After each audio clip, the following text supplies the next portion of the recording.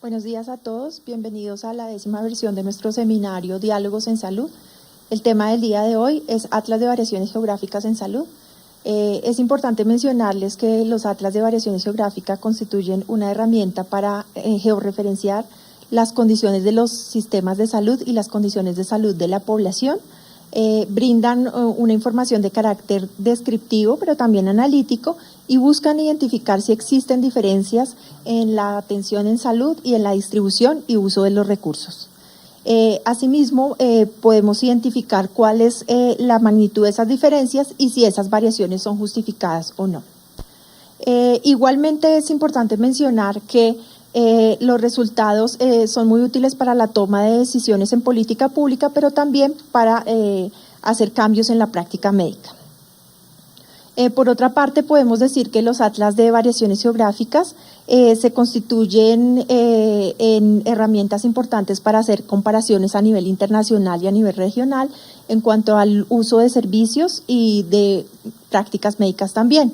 Es importante también que recordemos que ya contamos con unos antecedentes aquí en Colombia. En el año 2008 se construyó un Atlas de la Salud de manera conjunta entre el Ministerio y el Instituto Geográfico Agustín Codazzi. Allí se buscó presentar las condiciones de salud de la población y las características del sistema de salud. También contamos con el SIGOT, que es el Sistema de Información Geográfica para la Planeación y el Ordenamiento Territorial, que reúne información georreferenciada de diferentes entidades del Estado, y finalmente, pues por supuesto, el visor geográfico del CISPRO, en el cual pues encontramos la georreferenciación de las principales variables en salud con las que cuenta pues el sistema de salud colombiano. Aquí cabe mencionar cómo se inició el tema o el proyecto de Atlas de Variaciones Geográficas en Salud, y es así como en el año 2015 se inicia con un piloto de manera conjunta con el Banco Mundial, y allí lo que se quiso saber es las existencias de variaciones geográficas en salud para 6 procedimientos que estaban contemplados en el Plan de Beneficios en Salud. Ellos fueron la consulta por médico general, la consulta por medicina especializada, la resonancia magnética nuclear, la tomografía axial computarizada, los ingresos hospitalarios por todas las causas y para todas las edades, los partos por cesáreas, y asimismo también quisimos indagar acerca del nivel de integralidad de la atención en pacientes con VIH-Sida. Por otra parte, a mediados del año pasado iniciamos un segundo piloto con apoyo técnico y financiero del Banco Mundial a través del Fondo de Cooperación Coreano. Entonces contamos con la participación de diferentes universidades de Seúl y con 2 profesores coreanos. En esta segunda fase lo que se hizo fue una profundización de los resultados de la primera fase. Se identificaron las principales fuentes de información y digamos que un producto aquí tangible es lograr la institucionalización del Atlas en el Ministerio. Entonces, ya con estos antecedentes le vamos a dar la bienvenida a la doctora María Luisa Latorre.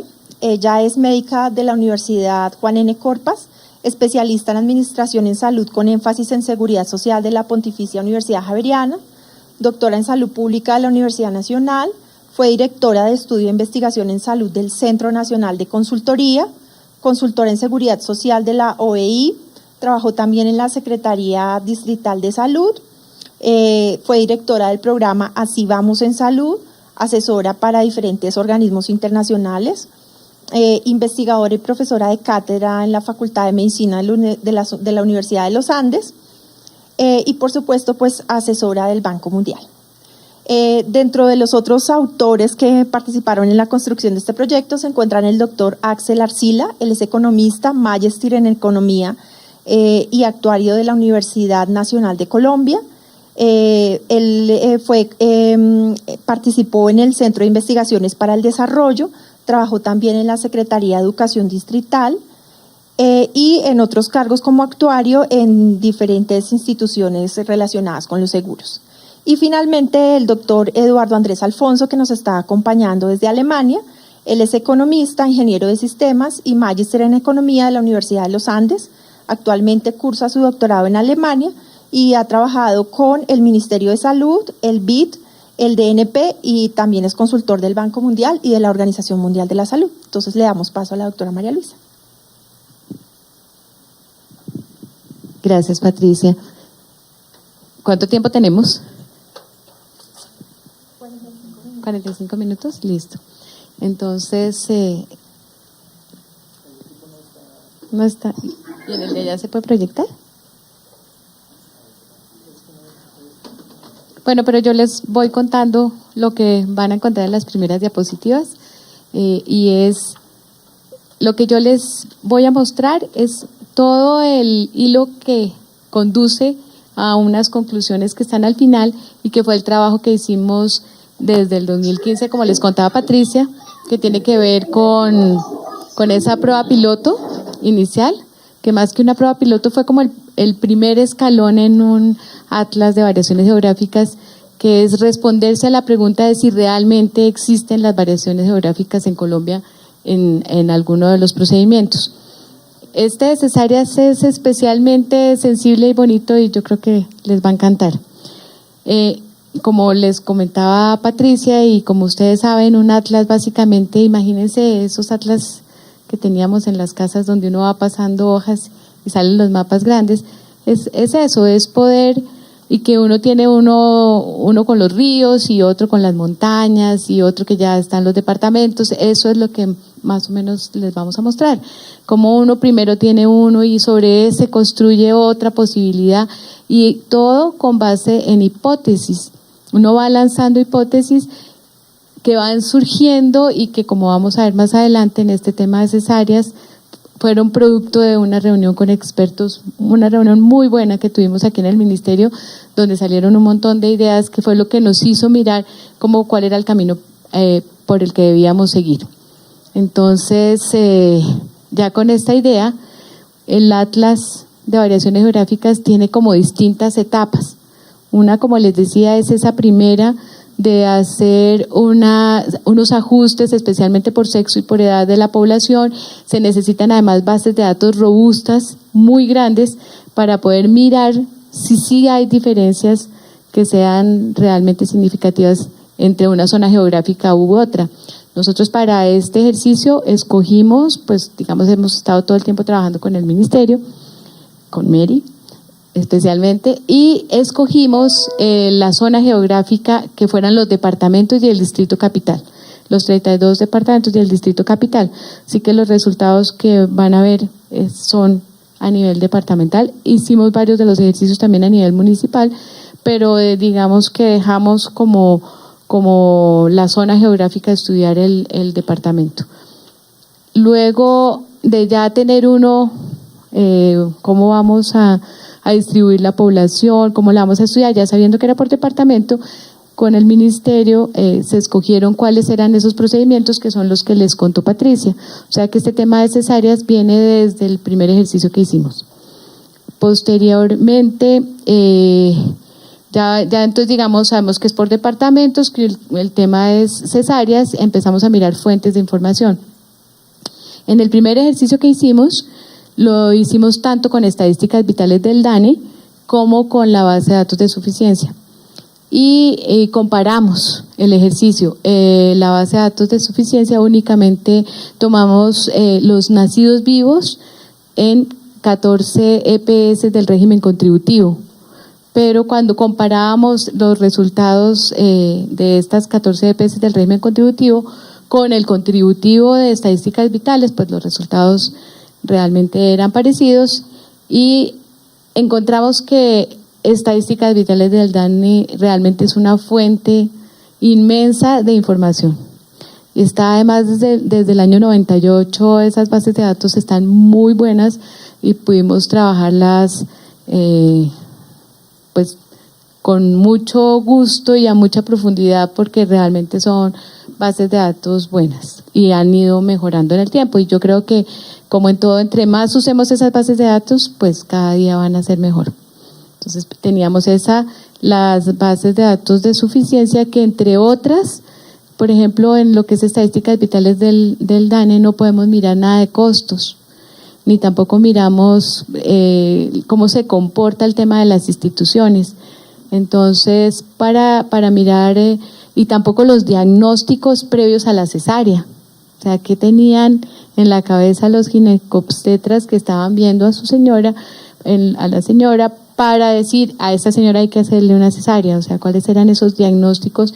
Y los tenemos por la base de suficiencia. Podemos saber a esa señora todo lo que le hicieron antes del momento del parto.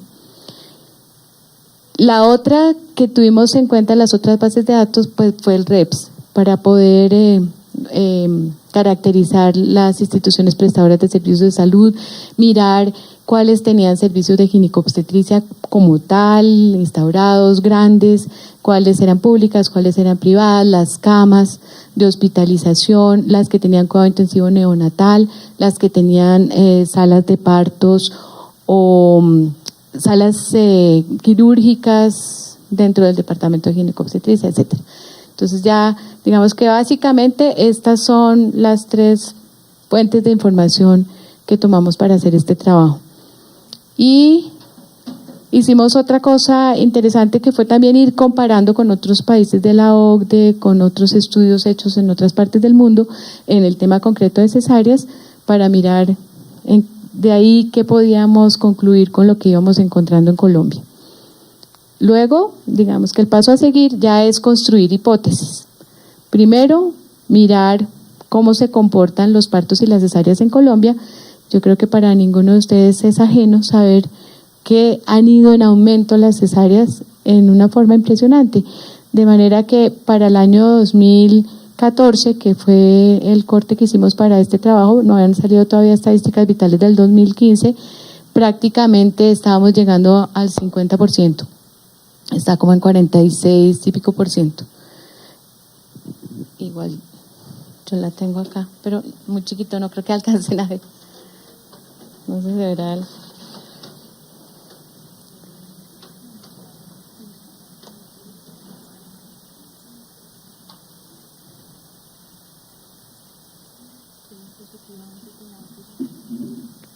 Ya. Allá van a proyectar esta es 13.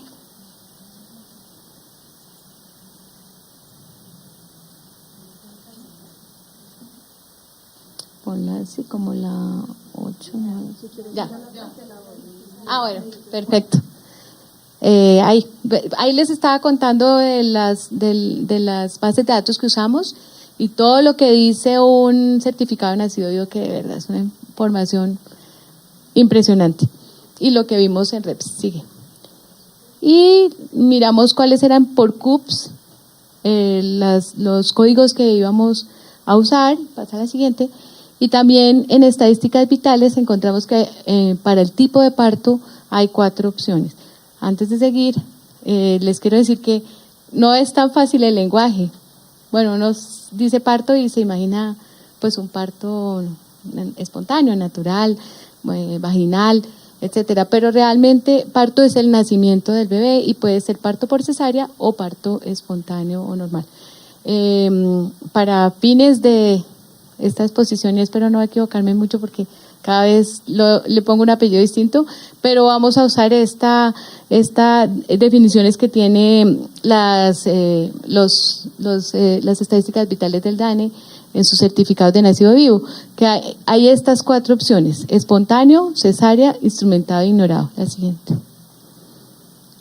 Y como les comentaba, ya teníamos que empezar a construir hipótesis. Entonces, para la construcción de hipótesis de qué íbamos a mirar en el tema de cesáreas, hicimos 2 cosas: un taller con expertos y una revisión bibliográfica. El taller que se hizo con expertos aquí, si quieres, sigue, bien interesante, pero creo que de las cosas que más nos abrió los ojos es que sí se puede dividir entre unas indicaciones clínicas. Por un lado, de cesárea hay una parte clínica y otra que es no clínica, o sea, todo lo demás que puede influir en la toma de decisión de hacer una cesárea. Y entre las clínicas, cuáles son asociadas a la mamá, cuáles al feto cuáles son relativas y cuáles son absolutas, indicaciones absolutas de cesárea. Entonces ya con este panorama ya nos dio una mirada de hacia dónde íbamos a mirar, o sea, qué íbamos a buscar en esa cantidad de información que teníamos. Miramos, por ejemplo, algunos estudios como este, donde fíjense que miran la demanda, miran la oferta, miran qué puede ser de la mamá, qué puede ser de los servicios de salud, qué puede ser de los sistemas de salud. Y ya lo que no es clínico, qué pueden ser preferencias de las mujeres, qué puede estar asociado al entrenamiento médico, a otras muchas cosas que pueden estar influenciando la toma de la decisión de hacer una cesárea. Fíjense ustedes, por ejemplo, la capacidad de la oferta, cosas que tienen que ver con la regulación, con el sistema de pago, etcétera.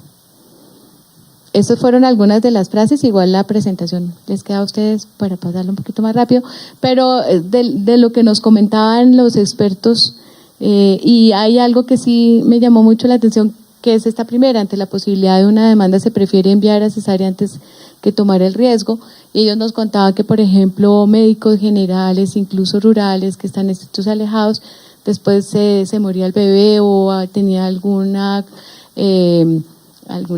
efecto pues terrible la mamá después, alguna hemorragia o algo, y terminaban demandando al médico. Entonces nosotros como que no alcanzamos a perder esa dimensión del médico que está enfrentado a su paciente a la hora de tomar una decisión que puede estar pensando. Entonces, si ven alguna cosa, inmediatamente lo remiten a otro nivel de complejidad para no atender el parto en un médico general, sino que lo atienda un especialista en una institución de más alta complejidad.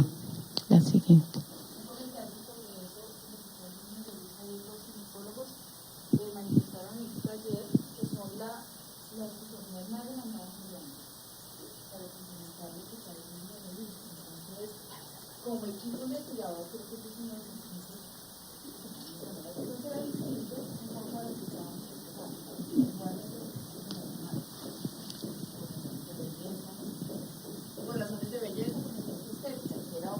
Tampoco la teníamos en el escenario, sí, en ese momento. Sí, perfecto. Gracias, Jane, bienvenida. Bueno, y hay otras hipótesis que las miramos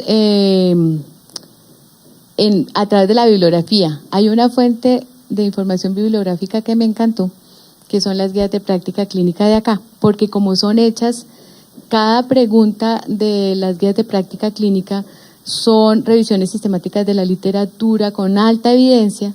Entonces, claro, yo miraba, buscaba dónde estaba el tema de cesáreas en la de recién nacido sano.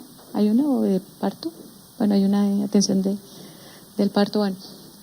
Y fui mirando, y también en la de recién nacido, si había indicaciones de cesárea, y si se mostraban en esas revisiones de la bibliografía que sí se debería hacer cesárea o que no se debería hacer cesárea, o que había más posibilidades de cesárea en un caso que en otro.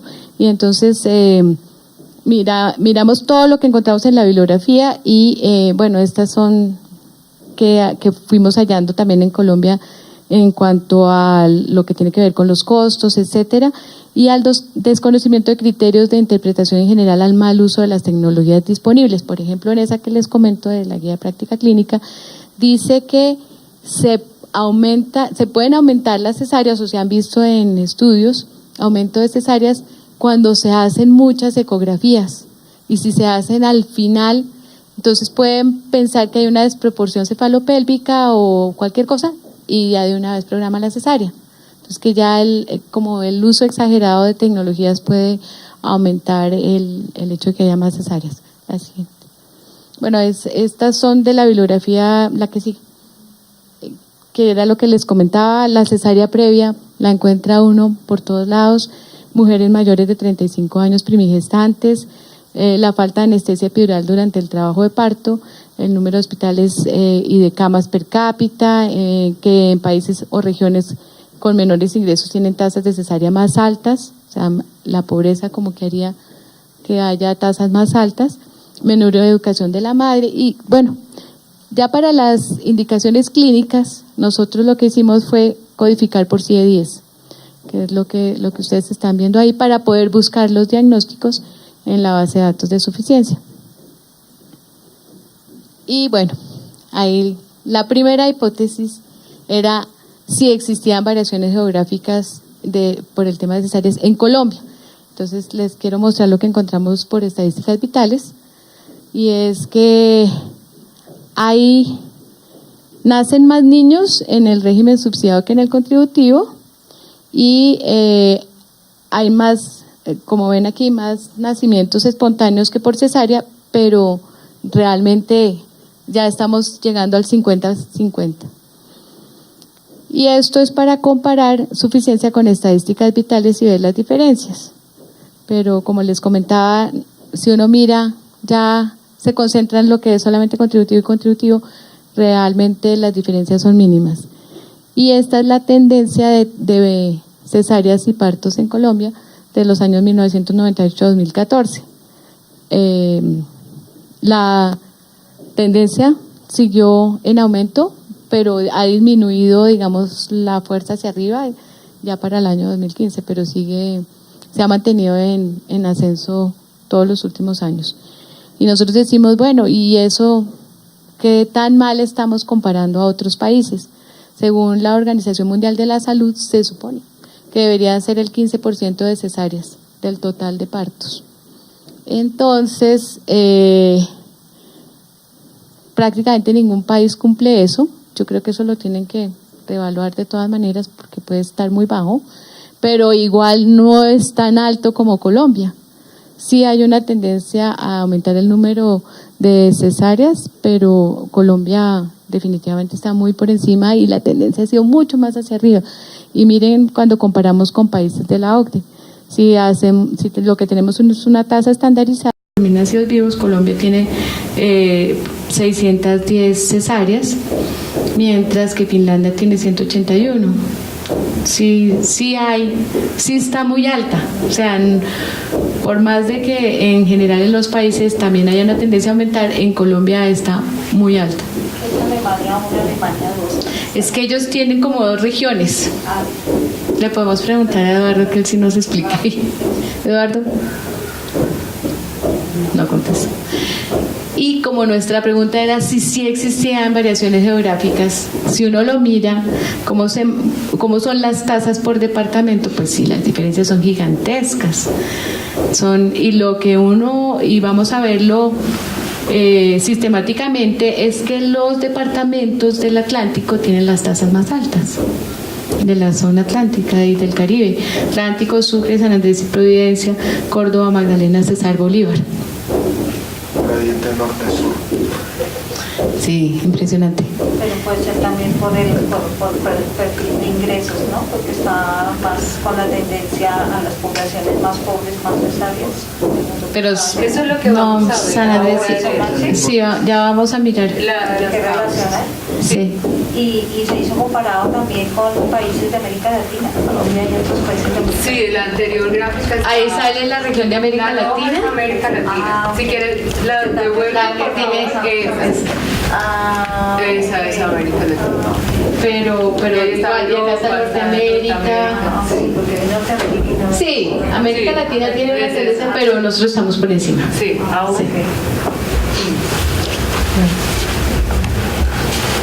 Y aquí nuevamente vemos lo mismo. Si miramos la tasa bruta y la tasa estandarizada y lo miramos con colores, pues realmente lo más oscuro es donde hay más cesáreas. Persiste esa idea que teníamos y que habíamos visto en la anterior, de que esos departamentos de la zona Caribe, Atlántica tienen tasas más altas. Y miramos en los años cómo se ha comportado, y lo que uno ve es que hacia el 2014 efectivamente sí ve uno el mapa más oscuro, hay más cesáreas, pero sistemáticamente aquí sigue concentrado toda la región de América Latina, de Atlántico, y aquí lo ve también. Si uno mira San Andrés, si mira Atlántico, Bolívar, la tendencia en general en todos ha sido aumentar, menos Paupés, Bichá, Guaviare, Amazonas, que se han mantenido, pero Magdalena, La Guajira, todas esas aún es más ascendente la tendencia.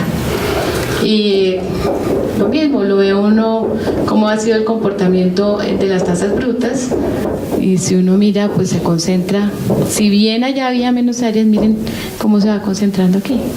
O sea, sí ha aumentado en todo el país, pero ahí ha aumentado mucho más rápido y se ha elevado completamente la tasa. Y aquí vemos las tasas estandarizadas. Y aquí vamos a mirar, esto es todo hecho con estadísticas vitales. Algunas cosas que pensábamos, si tenía que ver el peso al nacer, y encontramos que sí, en los más pequeñitos, en general, puede haber una tendencia a cesárea que ha ido aumentando en los prematuros. Estos son los de menos de 1000 gramos, entre 1000, la segunda barra es entre 1000 y 1499, y uno esperaría que también a mayor peso aumente. Pero lo que sí es cierto es que entre esto y esto hay una diferencia. O sea, aumentó en todos los pesos de bebés. Y cuando uno lo mira por departamento, si bien ve que sí hay aumento entre los más pequeños, muy probablemente, y los más grandes, es persistente que en esos departamentos de la costa atlántica es más alto que en el resto del país, aunque se parezca un poco la tendencia del comportamiento de cesáreas por el peso del bebé. Pero unos departamentos con tasas más altas y otros con tasas más bajas.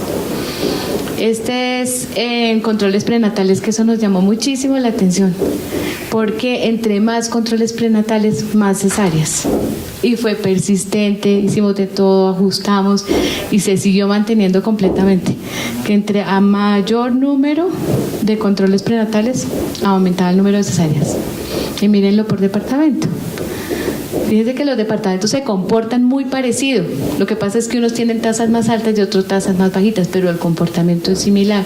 O sea que uno dice, no, eso no puede explicar, no nos da ideas de por qué está esa diferencia grande en el país entre la zona atlántica y el resto del país, porque el comportamiento es parecido, solo que más alto.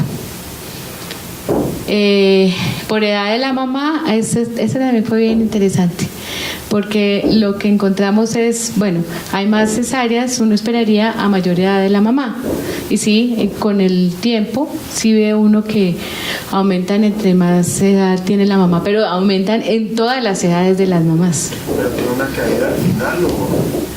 En el 2009, No, todas las barras, todos los cuadros, la última barra es más pequeñita.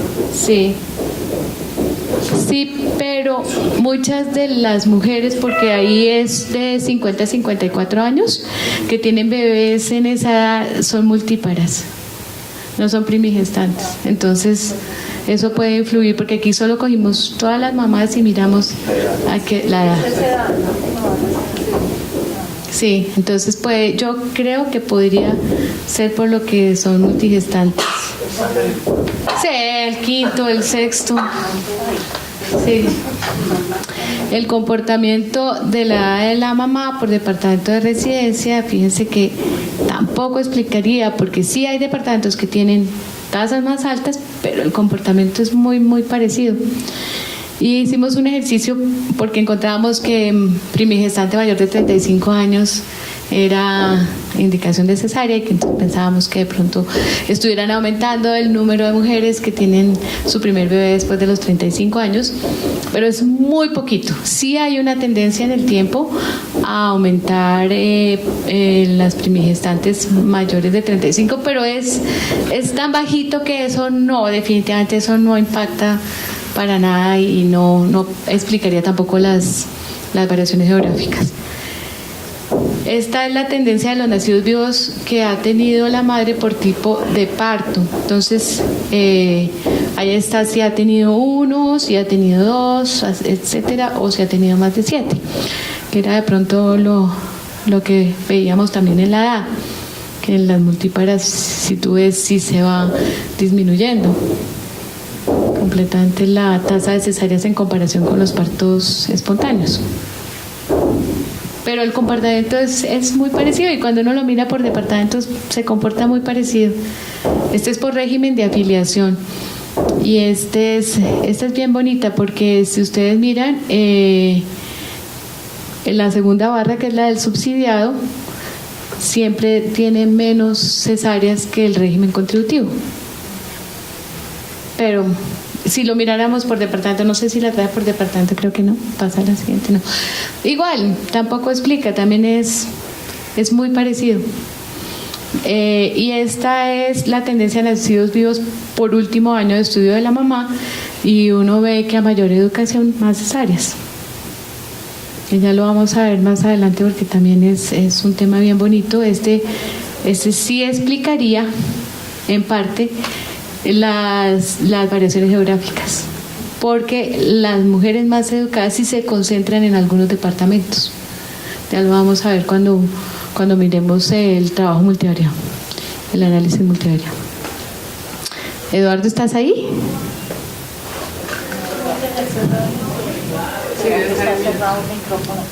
Si no, igual yo les voy contando, pero es que esta parte de Eduardo la cuenta más bonito que yo. Bueno, entonces este fue el ejercicio. Nosotros nos reuníamos, Axel, Eduardo y yo, y empezábamos a pensar, ¿y será que?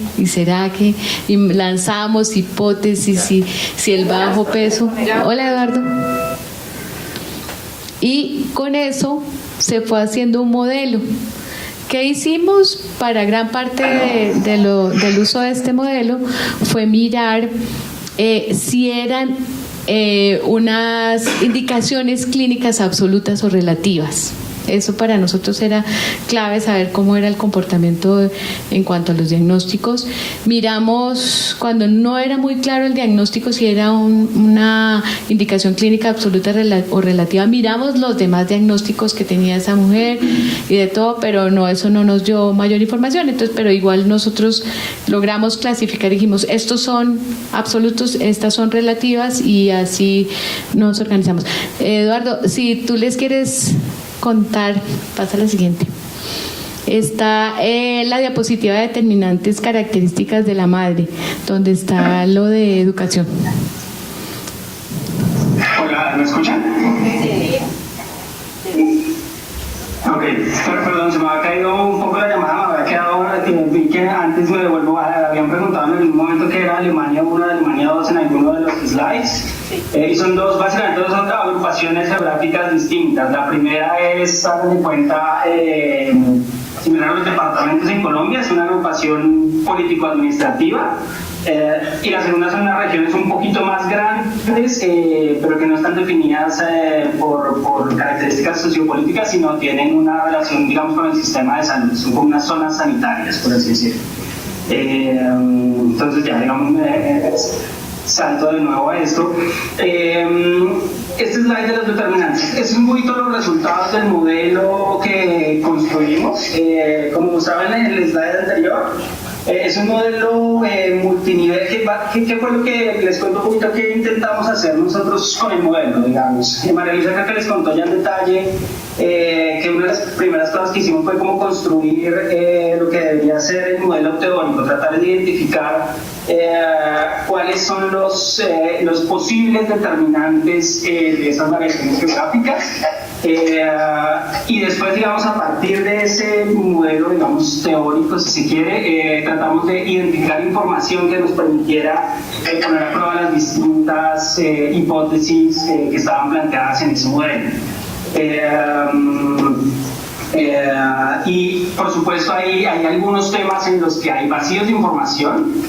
Por ejemplo, en el modelo teórico aparecían temas como las preferencias de la madre, que eran importantes, o algunos temas más puntuales de la práctica médica, como en el momento salió este tema de medicina defensiva, que tenían un poco temor a demanda, ¿sí? Sobre muchas de las variables, por supuesto, no conseguimos información, porque no es una información que esté disponible y que uno pueda conseguir en alguna base de datos, pero para muchos otros aspectos de ese modelo teórico sí digamos que logramos al menos aproximarnos, así fueran con algunas variables no tan precisas, pero al menos unas buenas proxies a partir de distintas fuentes de información.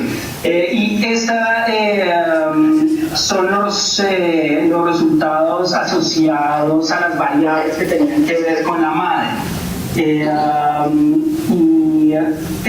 Digamos que trata de enfatizar dos variables importantes. Una era la educación y la edad de la madre. Digamos, ambas en el modelo teórico eran variables que podían ser determinantes de la tasa de cesáreas y de la variación geográfica, y después, digamos, como de controlar por los distintos factores, uno encuentra que eso sí es, y que ambas variables tienen una relación positiva, con algo interesante que no pasa en muchas otras variables que exploramos, y es que esta relación es diferencial por región. Digamos, parece ser más marcada en la región atlántica, por ejemplo, en departamentos como La Guajira o Magdalena. Es una relación mucho más fuerte que en otros departamentos. Eso es algo que no, digamos que es particular de esta variable de educación de la madre, de esta asociación positiva con la educación de la madre, que cuando uno hace este mismo ejercicio con otras variables del modelo no encuentra uno esa variación por los departamentos. La siguiente. Tú las estás viendo porque está la determinante de características de la madre indígenas. Sí, sí. No lo veo tan claro, pero... Sí, pero bueno. Ok, aquí. En el mapa están los departamentos que tienen mayor población indígena y las tasas de cesárea. Sí, perdón, es que no alcanzaba bien aquí en mi pantalla, pero ok, estas siguen siendo características de la madre, y una de las importantes aquí era el tema de población indígena. Que por supuesto, cuando uno mira los datos más agregados, la población indígena tiene unas tasas de cesárea mucho más bajas que el resto de la población. Entonces, en las discusiones del modelo teórico, por supuesto, pueden haber muchas explicaciones para esa diferencia, y una que parecía muy directa y razonable era, por supuesto, la población indígena tiende a vivir en regiones más aisladas, en donde hay menos disponibilidad de oferta especializada en obstetricia, y posiblemente por por dificultades de acceso es que tienen una tasa de cesáreas menor. Y eso, lo que encontramos en el modelo es que eso parcialmente sí sucede, pero digamos que las preferencias de esta población asociadas a su cultura y a su cosmovisión tienen un efecto más allá de estos otros efectos confusores como la disponibilidad de la oferta. Porque cuando uno mira, por ejemplo, la población indígena que tuvo que desplazarse para desplazarse por fuera del departamento para tener el parto, sigue existiendo esta relación negativa, si se quiere, donde la población indígena tiende a tener tasas de cesárea más bajas. Lo mismo cuando uno mira la población, la población comparando solamente la población que accedió o que tuvo el parto en prestadores con oferta habilitada de obstetricia, que son los que tienen tasas de cesárea más altas. Incluso dentro de ese grupo más comparable, donde uno de alguna manera ya ha controlado por estos efectos de acceso, la población indígena sigue teniendo menores tasas de cesárea. Entonces, es un poco que en ese efecto tan fuerte que se ve al principio, están mezcladas, por supuesto, cosas como el tema de acceso, pero eso también refleja que digamos que la decisión de la madre, la decisión de la población tiene un peso importante en lo que uno observa al final del día, de cuántas cesáreas hacen en el país.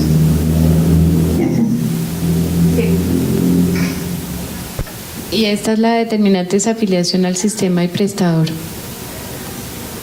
Sí, esta es otra que digamos que en el proceso fue interesante, porque por allá en el primer piloto que hicimos, pues uno comenzaba a mirar, como les contaba María Luisa, como en el proceso del Atlas, al principio muy descriptivo, la tasa de cesárea, cómo cambia por departamentos, y uno comenzaba a mirar de manera muy muy descriptiva con algunas variables cómo cambiaba. Hay una, por supuesto, que siempre se mira en cualquier análisis al principio, es qué pasa con el estado de afiliación al sistema, y en particular si ya están afiliados al régimen contributivo, al subsidiado o a régimen de elección. Y lo que uno encontraba en esos datos más agregados, digamos, es que la población afiliada al régimen subsidiado y la población no asegurada tienen unas tasas de cesárea más bajas que el resto, más bajas en particular que los de contributivo y también que los de régimen especial, que son los que tenían las tasas de cesárea más altas. De nuevo, se discutieron muchas hipótesis de cuáles podrían ser los efectos subyacentes a estas diferencias, y por eso se consideraba esta como una variable importante siempre dentro de los determinantes de la tasa de cesárea. Pero cuando miramos un poco más, o digamos, cuando seguimos cruzando esta información con otras variables, lo que encontramos es que esa diferencia entre regímenes, en la tasa de cesárea entre regímenes, se explica en su gran mayoría por las diferencias en el prestador, o sea, en dónde reciben la atención las madres de un régimen y otro. Y eso se resume un poquito en la tabla que está abajo. Es que en el contributivo la gran mayoría de nacimientos ocurren en la red privada o mixta, y solamente un 11% en prestadores públicos. Lo cual es una situación completamente contraria en el subsidiado y, por supuesto, también en los no asegurados. La población del subsidiado y los no asegurados recibe la atención para el parto en su gran mayoría en la red pública. Y como vamos a ver también más adelante, la red pública tiende a tener unas menores tasas de cesárea, por un lado por menor oferta, digamos, porque los servicios más especializados de obstetricia tienden a estar en la red privada, pero también por otras características, digamos, que no se logran observar. Entonces, este fue un caso también interesante porque aparecía, como siempre, el régimen siendo un determinante muy importante de la tasa de cesáreas, pero lo que uno encuentra es que como que la línea de causalidad que parece estar detrás es principalmente a través de las diferencias que hay entre los regímenes en donde reciben la atención los pacientes. Ahí el mapa a mí me encanta, porque ahí sí está el total de partos y si fueron atendidos en prestador público-privado, y uno ve como por ejemplo Atlántico y San Andrés son atendidos básicamente en la red privada, y estos departamentos que tienen tasas más bajas de cesárea son atendidos prácticamente los partos en la red pública. Dale, Eduardo. ¿Pasamos a la siguiente?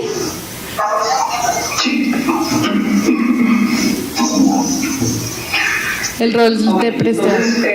Si recuerdan, en el modelo más teórico, un conjunto grande de determinantes importantes eran los asociados al prestador.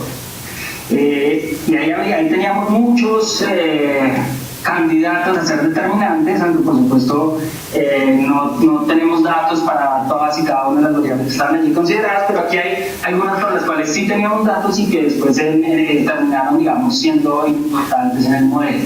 Una es la naturaleza jurídica del prestador.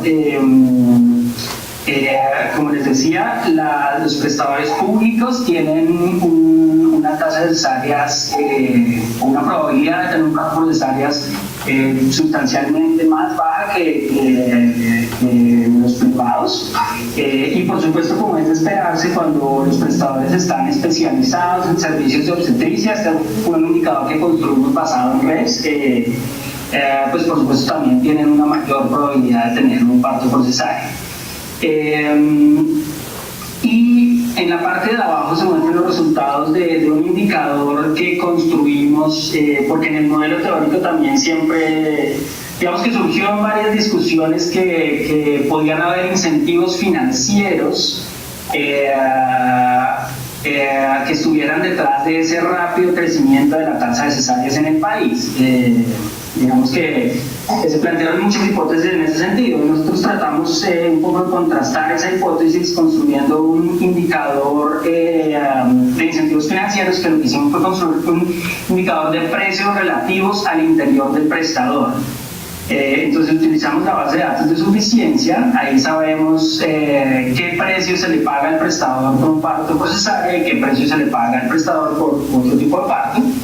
Entonces tomamos todos los partos de cada prestador y construimos un indicador de precios relativos en donde tomamos la mediana de los precios que se pagan por parto por cesárea dividido entre la mediana que se pagan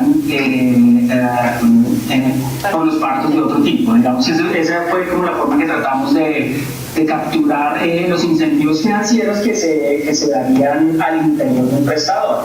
¿Y por qué al interior del prestador y no regionalmente? Bueno, porque cuando uno va a tratar de mirarlo regionalmente, digamos, ahí hay muchos otros factores de confusión, como los temas de acceso, sí, que no son fáciles de aislar. Mientras que cuando uno toma este indicador al interior del prestador, nos parecía, digamos, que era la forma más apropiada de hacerlo, porque ahí es al interior del prestador es en donde se puede tomar esa decisión de que se haga el parto por uno u otro tipo cuando el prestador tiene habilitados ambos servicios. Y ese indicador, digamos, lo que encontramos es que sí hay una relación que no es tan fuerte como otras que encontramos, pero sí hay una relación, y en los distintos modelos que probamos siempre había consistentemente una relación positiva en este indicador, mostrando que sí puede haber algún efecto de incentivos financieros que puede llevar a preferir el parto por cesárea versus otros tipos de parto. Y eso lo miramos, digamos, lo segmentamos en distintos grupos. Uno de los que presentamos aquí es ver, cruzarlo con la naturaleza jurídica del prestador, pensando en ok, estos incentivos financieros son un tema solamente en la red pública o solamente en los privados, o en ambos, y pareciera, lo que encontramos es que pareciera ser en ambos. Entonces, sí, bueno, aquí de pronto en este slide no está, pero estas son algunas de las variables que encontramos a nivel del prestador. Pero otro resultado que como les digo, no está en este slide, pero un resultado importante del modelo es que el prestador explica en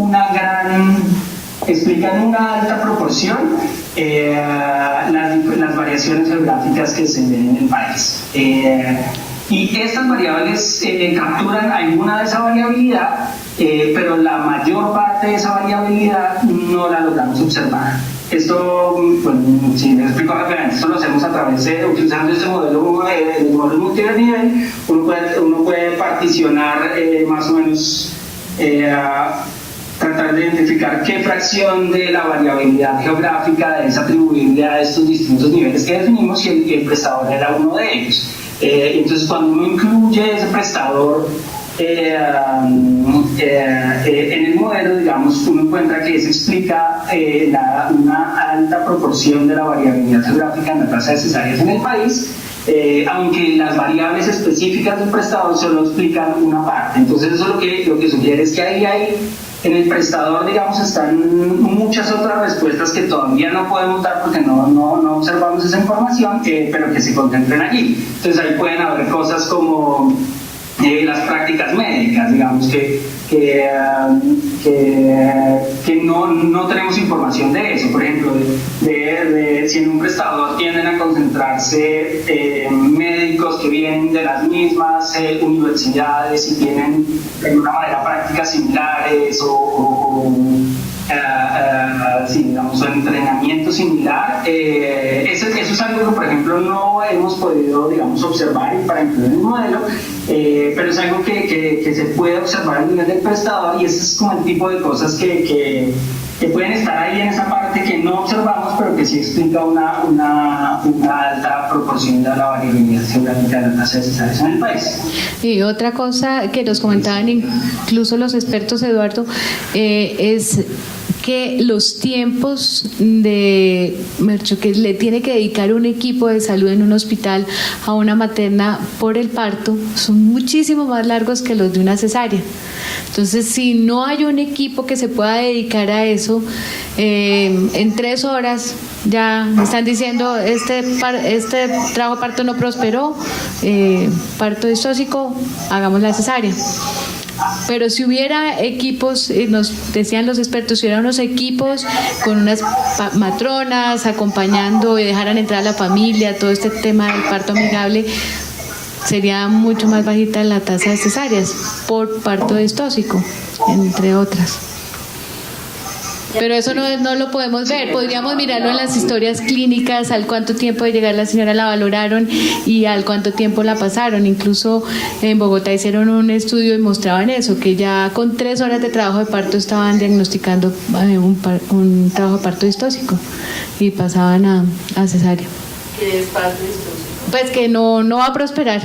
No, se paró ahí el parto y el muchachito ya no bajó más y eso mejor hay que pasar la cesárea. No dilata. Se miraría No en dilato. relación con los hospitales universitarios. No miramos especialmente con eso, pero claro que universitarios hay bien poquitos. Pero digamos que esos hospitales grandes tienen servicio de ginecobstetricia.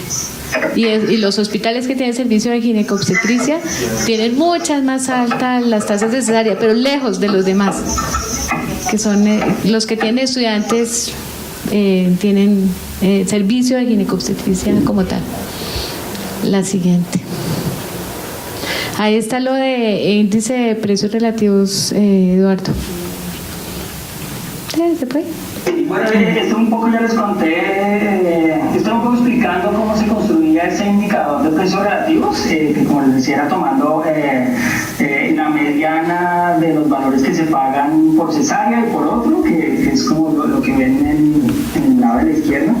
Y digamos, con base en eso uno construye el indicador de precios relativos, pero me lo conecto con algo que mencionaba María Luisa, y con lo que yo venía diciendo, digamos que ahí en el prestador hay todavía muchas respuestas que es necesario ir a explorar, porque ese tema, por ejemplo, nosotros construimos este indicador de precios relativos, que creemos que es un indicador, es una buena aproximación a los incentivos financieros, al menos vistos desde el lado del ingreso del prestador. Pero si uno, en estricto sentido, para mirar incentivos financieros, uno, además de esos ingresos del prestador, uno tendría que mirar también las diferencias en costos y en cómo se debe estructurar los servicios para uno u otro tipo de pago.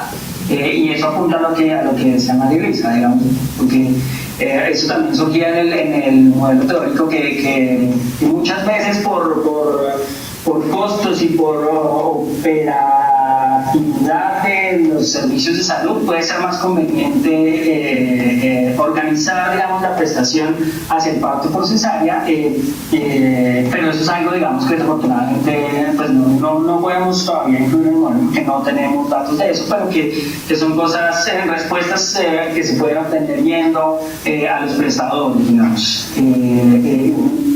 Siguiente, tal vez, no sé si me adelanto, digamos, pero como estamos en esto, sí. digamos que eso, ese punto que los prestadores, digamos, explican una gran proporción de la variabilidad geográfica en el país, y que asimismo allí es donde hay también un vacío importante de información, porque son datos, digamos, que no se recopilan rutinariamente como son los que nosotros logramos utilizar. Digamos que es una de las cosas que nos llevaba en algún lado del estudio a sugerir que en un tercer paso, en un tercer esfuerzo del Atlas, y el Ministerio quiere continuar, digamos, como profundizando en este tema, un tercer esfuerzo que se podría hacer es un estudio específico en el que ya se pueda ir a los prestadores a recoger ese tipo de información, y además ahí se tiene, si se quiere, como una unidad de análisis natural, que si se quiere también se puede comenzar a experimentar con con intervenciones, por ejemplo, de educación, a ver si eso sirve de alguna manera. Entonces tienen una unidad natural que la pueden, por ejemplo, aleatorizar para hacer una evaluación rigurosa de eso y al mismo tiempo ir a recolectar esas otras informaciones que desafortunadamente no tenemos, pero que se creen que pueden ser importantes, al menos vistas desde el modelo teórico que construimos, como decía María Luisa, con revisión de literatura y con consultas de expertos. Y ahí es donde pueden estar respuestas a cosas como las que se ven en esta gráfica, porque en esta gráfica que están viendo ahí, la de la derecha, digamos que ahí cada punto es un prestador.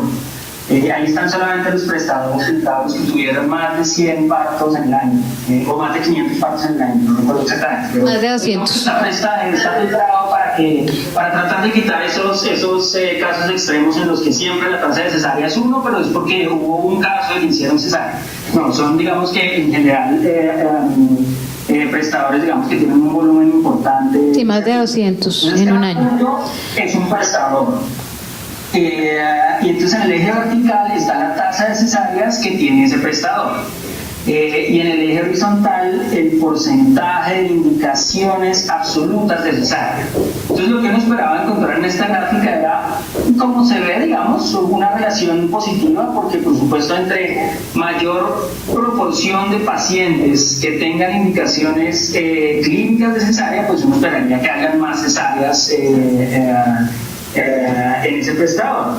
Y efectivamente uno ve que hay de alguna manera esa relación positiva, pero hay una gran variabilidad que es lo que uno quisiera entrar a entender en más detalle. Casos como... Eduardo, dame un segundito. Están como muy en la esquina superior izquierda de esa gráfica.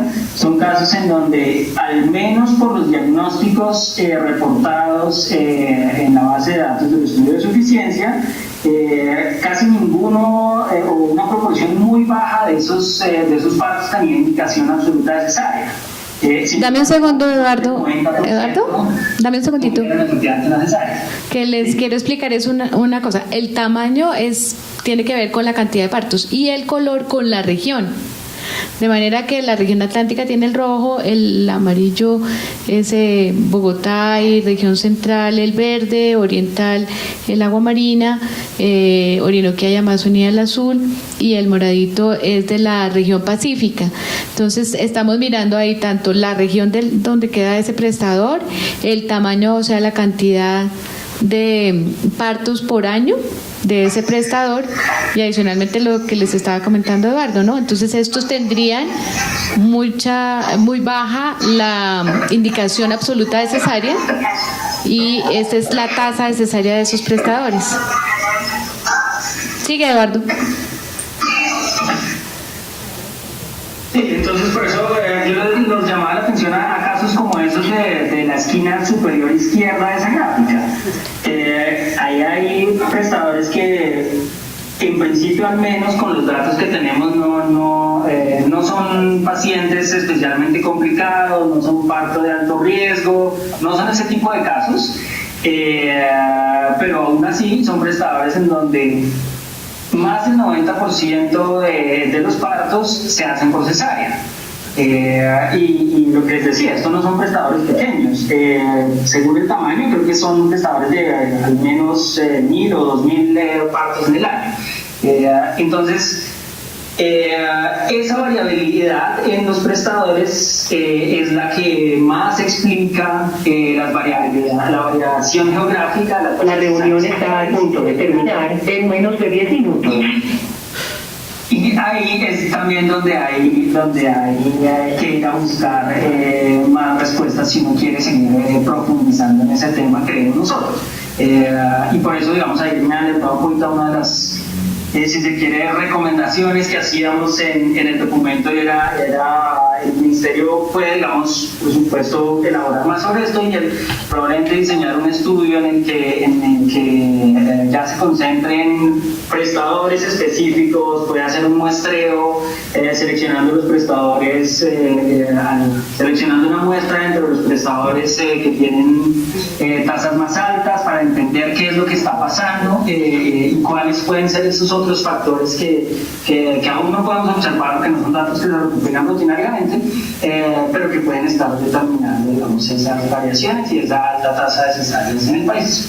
Y este es otro ejercicio, esta ya es la última, que lo que muestra es las 25 instituciones que tuvieron la tasa más alta y muestra cuánto es su participación, por ejemplo, tanto en el municipio como en el departamento como en la nación, y como si uno se concentrara en esas 25 instituciones para disminuir en 20% las cesáreas, tendríamos para país, el país entero bajaría en 7 puntos. Su tasa de cesáreas. Entonces es como ya mirar, ya al interior de la institución poder hacer este ejercicio. Se siguen manteniendo de todas maneras, muchas de estas instituciones son de la región atlántica. Con esta ya termino, si no se va. Bueno, algunos mensajes centrales que igual se los dejaremos, pero quisiera algunos comentarios, preguntas de ustedes.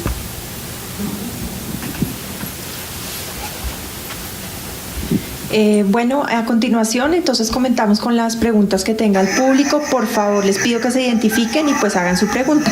Tenemos 10 minutos para las preguntas. Eduardo, muchas gracias. Eduardo desde Alemania y Axel desde donde estés aquí en Bogotá. Muchísimas gracias. Buenos días, José Ivo Montaño.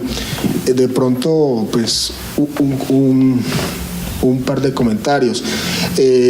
Pues aparte de que el estudio está excelente, da muchas luces, muchas hipótesis para trabajar, muchas posibles explicaciones, pero cuando se hace este tipo de estudios siempre queda uno como con la pregunta: necesitamos más datos, y pues desde los registros administrativos es difícil recopilar, tener siempre todos los datos que uno necesita. Entonces pues yo pienso que una buena opción es empezar o fortalecer o estimular más ese tipo de estudios primarios, ir a la historia clínica, como decía María Luisa, sí, ir allá al actor, porque definitivamente en nacimientos y defunciones, en UPC, pues en esas bases de datos no se van a recoger los otros datos que necesitamos. Entonces es una buena estrategia que el ministerio empiece a estimular ese tipo de cosas. Y por supuesto, totalmente sorprendente algunos datos. Sería bueno que nos vamos un día de esto a ver qué es lo que está pasando en Sucre, qué es lo que está pasando en Atlántico, qué es lo que pasa allá con la práctica, que seguramente hay cosas relacionadas no solamente con el médico. Yo pienso que también hay factores de tipo no administrativos, pero ya en la organización de la institución como tal, y por supuesto lo cultural. Yo sí creo que lo primero que hay que hacer es mostrar los datos. Yo creo que cuando las instituciones de la costa atlántica se ven ahí reflejadas, pues algo tienen que hacer. Y más que sea el ministerio el que haga los estudios y los publique y esto, es invitar al departamento de Atlántico, a la ciudad de Barranquilla, a las universidades que hagan ellos mismos sus estudios, a las instituciones prestadoras de servicios de salud, que hagan ellos sus estudios y se pongan sus metas. ¿Cuánto voy a disminuir este año? ¿Qué es lo que voy a hacer? Pero la única manera es publicando esto. O sea, en todos lados volver y mostrar las gráficas y miren lo que está pasando y miren dónde se concentra. Yo creo que eso sirve. ¿Alguna otra pregunta, comentario?